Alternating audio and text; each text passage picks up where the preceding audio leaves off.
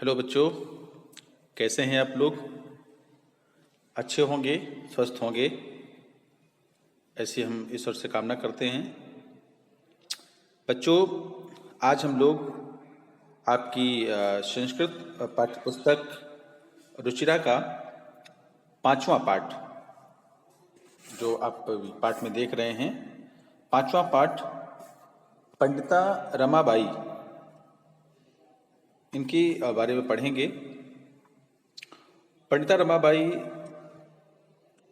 अपने जीवन में विपरीत परिस्थितियां देखते हुए, उनको स्वीकार करते हुए किस प्रकार से सामाजिक कार्यों में रत रहीं, उनके जीवन संघर्ष,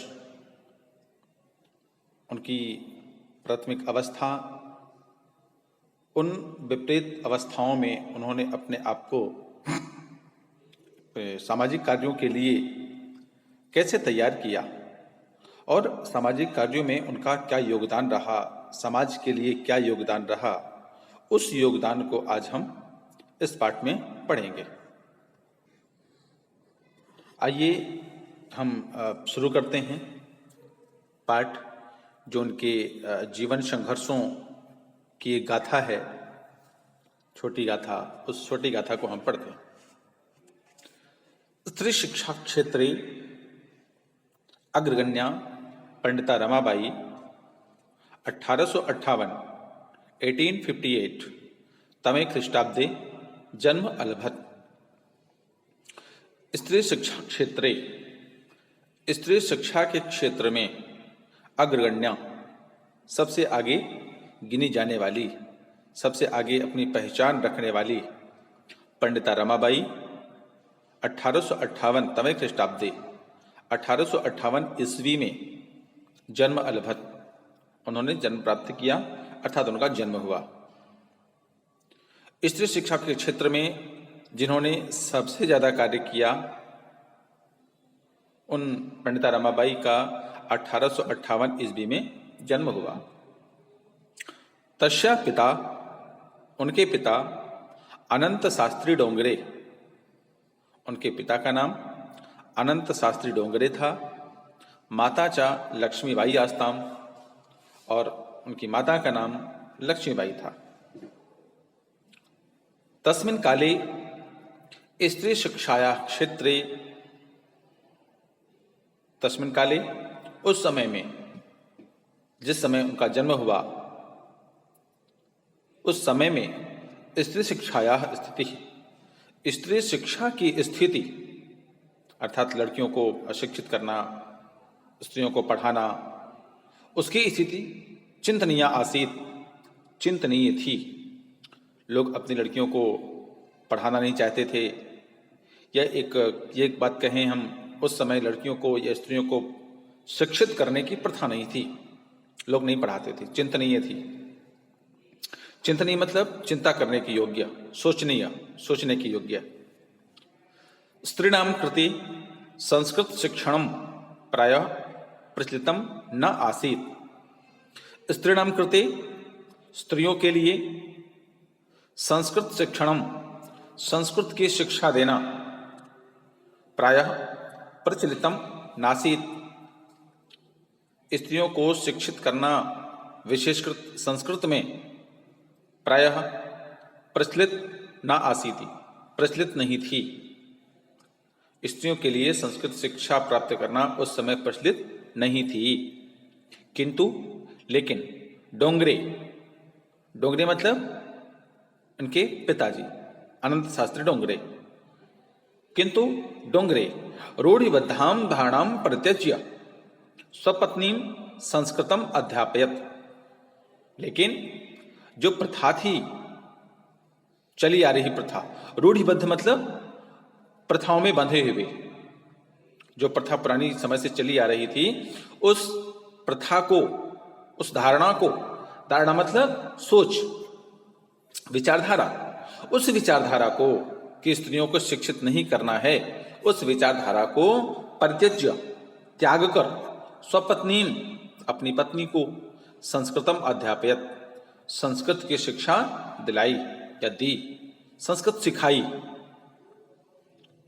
अनंत शास्त्री डोंगरे ने उस समय की धारणा को छोड़कर त्याग कर अपनी पत्नी को संस्कृत में शिक्षित कराया।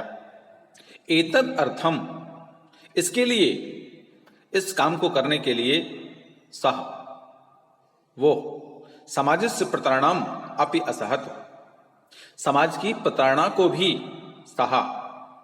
जब हम समाज के विरुद्ध कोई कार्य करते हैं तो समाज हमको कुछ कहता है, उल्टी सीधी बातें बोलता है, दुत्कारता है, सामाजिक बहिष्कार करता है। तो इस काम के लिए उन्हें समाज से प्रताड़ना भी मिली और उन्हें उस प्रताड़ना को, उस तकलीफ को, उस दुख को सहा भी। अनंतरम, उसके बाद रमा अपि स्वमातुः संस्कृत शिक्षाम प्राप्तवती, उसके बाद रमा भी स्वमातुः अपनी मां से संस्कृत शिक्षाम, संस्कृत की शिक्षा प्राप्तवती, प्राप्त की।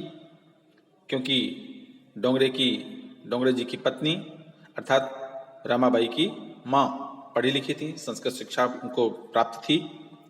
तो जब रमा पैदा हुई तो उन्होंने संस्कृत की शिक्षा अपनी मां से प्राप्त की।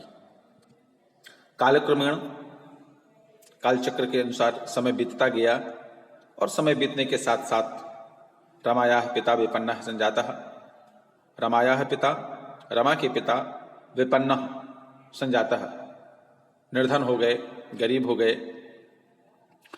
तस्याः पितरौ ज्येष्ठौ भगिनी च दुर्भिक्ष पीड़िता दिवंगताः, तस्याः पितरौ, उनके माता पिता, ज्येष्ठा भगिनी बड़ी बहन, उनके माता पिता और बड़ी बहन दुर्भिक्ष पीड़िता, भूख से पीड़ित होकर के, अकाल से पीड़ित होकर के दिवंगता, दिवंगत हो गए, अर्थात इस दुनिया को छोड़कर चले गए।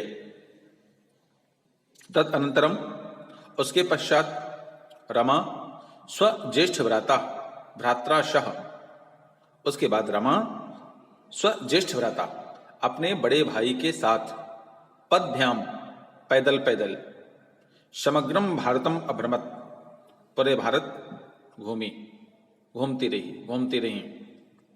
भ्रमण क्रमे, घूमने के समय जब वो घूम रही थी यहां वहां, तो सा कोलकाता प्राप्ता, वह कोलकाता प्राप्ता, कोलकाता पहुंची।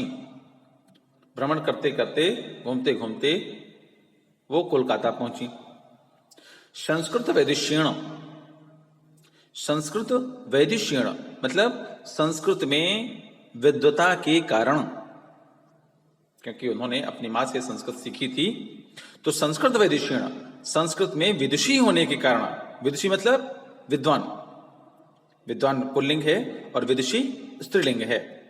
तो संस्कृत वैदिष्यण, संस्कृत की विद्वता के कारण, सा, वो, तत्र मीन्स वहां पर, अर्थात कोलकाता में, पंडिता सरस्वती च इति उपाधिव्याम विभूषिता, कोलकाता में संस्कृत में विद्वता के कारण उनको पंडिता और सरस्वती इन उपाधियों से विभूषित किया गया। लोग उनको इन नामों से बुलाया करते थे। तत्रैव, वहीं, सा, उन्होंने ब्रह्म समाजेन प्रभाविता, ब्रह्म समाज से प्रभावित होकर वेद अध्ययनम अकरोत, वहां ब्रह्म समाज था, ब्रह्म समाज से प्रभावित होकर के उन्होंने उनसे जुड़ाव किया, उस समाज से जुड़ी और उनके प्रभाव में आकर के वेदों का अध्ययन किया। पश्चात सा, और उसके पश्चात सा, उन्होंने स्त्रीणाम कृते, स्त्रियों के लिए, वेद आदि नाम शास्त्राणाम शिक्षायै आंदोलनम प्रारब्धवती, जो उस समय समाज में जो प्रथा थी, स्त्रियों को संस्कृत की शिक्षा नहीं देनी है, इसको तोड़ते हुए उन्होंने स्त्रीणाम कृते वेद आदि नाम, वेद, चारों वेदों की, 18 शास्त्रों की, पुराणों की, जो 18 पुराण और शास्त्र, जितने भी संस्कृत की पुस्तकें थीं, उन सभी पुस्तकों की शिक्षा देने के लिए आंदोलनम प्रारब्धवती, चारों वेद, 18 पुराण, उपनिषद जो संख्या में 108 हैं, उन सभी की शिक्षा के लिए, स्त्रियों की शिक्षा के लिए आंदोलन प्रारंभ किया। 1880 तमे ख्रीष्टाब्दे, 1880 ईस्वी में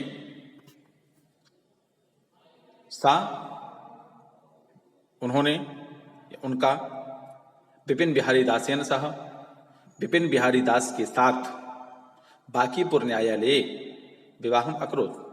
1880 ईस्वी में उन्होंने विपिन बिहारी दास के साथ बांकीपुर न्यायालय में विवाहम अकरोत, विवाह किया। सार्ध 1 वर्षात् अनंतरम तस्या पिता तस्या पति दिवंगतः। सार्ध 1, 1.5, सार्ध मीन्स आधा, 1 मीन्स 1 और आधा मतलब 1.5, 18 महीने बाद, 1.5 साल बाद तस्या पति दिवंगतः, उनके पति भी उनके साथ नहीं रहे, अर्थात दिवंगत हो गए, इस दुनिया को छोड़कर चले गए। तद अनंतरम, उसके बाद सा पुत्र्या, इसके बाद वह अर्थात रमा, पुत्र्या सह मनोरमया, उनकी पुत्री का नाम था मनोरमा, पुत्र्या मनोरमया सह जन्मभूमि महाराष्ट्र प्रत्यागच्छत, जो उनकी जन्मभूमि थी महाराष्ट्र, अपनी पुत्री मनोरमा के साथ अपनी जन्मभूमि महाराष्ट्र वापस आ गईं। नारीणाम सम्मानाय, नारियों के सम्मान के लिए, सम्मानाय चतुर्थी विभक्ति है, शिक्षायै च, और शिक्षा के लिए, नारियों के सम्मान और शिक्षा के लिए सा, उन्होंने स्वकीयम जीवनम अर्पितवती, अपना, स्वकीय मीन्स अपना, जीवनम संपूर्ण जीवन, अर्पितवती अर्पित कर दिया। नारियों के सम्मान और शिक्षा के लिए उन्होंने अपना संपूर्ण जीवन अर्पित कर दिया। हंटर शिक्षा आयोगस्य समक्षम नारी शिक्षा विषये सा स्वमतम प्रस्तुतवती, जो एक शिक्षा का आयोग बना, उसका नाम था हंटर आयोग। शिक्षा के बदलाव उसके सामने रखे जाते थे और उनको फिर वो सर्वमत से प्रस्तुत करती थी। तो हंटर शिक्षा आयोग के सामने नारी शिक्षा के विषय में, नारियों की शिक्षा व्यवस्था जो उस समय थी, आयोग बैठा, हंटर आयोग, उस आयोग में सारी नियमावली संशोधित की जाती थी। उस संशोधन की प्रक्रिया में उन्होंने नारियों की शिक्षा के विषय में अपना मत, अपनी राय उस आयोग के सामने रखी, प्रस्तुत की। सा उच्च शिक्षार्थम इंग्लैंड देशम गतवती, और आगे की पढ़ाई के लिए उसके बाद वो इंग्लैंड गईं।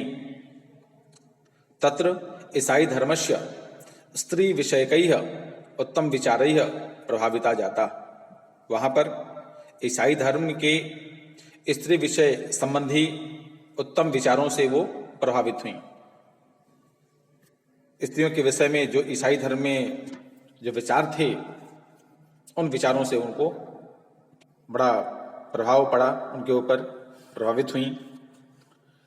इंग्लैंड देशात रमाबाई अमेरिका देशम आगच्छत, इंग्लैंड से वो अमेरिका गईं।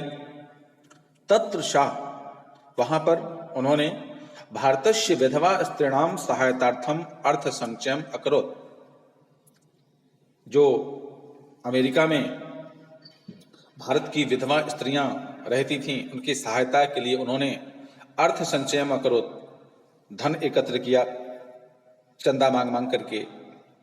वहां पर अर्थात अमेरिका में भारत की विधवा स्त्रियों की सहायता के लिए उन्होंने चंदा मांग करके धन इकट्ठा किया। भारतम प्रत्यागत्य,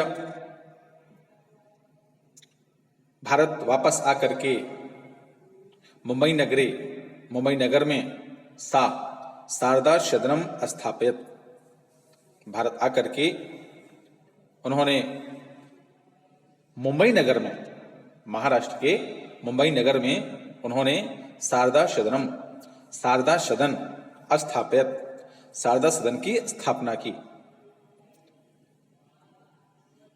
अस्मिन् आश्रमे, इस आश्रम में निस्सहायाः, जो निस्सहाय स्त्रियः निवसन्ति स्म, इस आश्रम में जो निस्सहाय स्त्रियां थीं, जिनके साथ कोई नहीं होता था, उनके साथ रमा होती थीं, तत्र उस आश्रम में, उस सदन में, सादा सदन में स्त्रियां मुद्रण, टंकण, काष्ठकलादीनां च प्रशिक्षणम अपि लभन्ते स्म। वहाँ पर उस सदन में मुद्रण की, टंकण की, टाइप करने की, काष्ठ कला आदि लकड़ी की कलाकारी की शिक्षा उन स्त्रियों को दी जाती थी। इन कामों में वो वहाँ पर प्रशिक्षण प्राप्त करती थी। परम, लेकिन इदम सदनम, लेकिन यह जो सदन था, शारदा सदन, पुणे नगरे स्थानांतरितम जातम, कालक्रम के अनुसार जो शारदा सदन जो मुंबई में था, ये पुणे नगर में स्थापित हो गया, स्थानांतरित हो गया। ततः पुणे नगर से समीपे केड़गांव स्थाने, वहां से पुणे नगर के पास में एक कस्बा था केड़गांव, उस स्थान में मुक्ति मिशन नाम संस्थानम तथा तया स्थापितम, और पुणे के पास में केड़गांव नामक स्थान पर मुक्ति मिशन नाम का एक संस्थान उन्होंने स्थापित किया, जो आप इस फोटो में देख पा रहे हैं, पंडिता रमाबाई मुक्ति मिशन, उन्होंने वहां पर एक स्थापित किया ऐसा संस्थान। अत्र अधुना अपि निराश्रितः स्त्रियः सम्मानाय जीवनम यापयन्ति।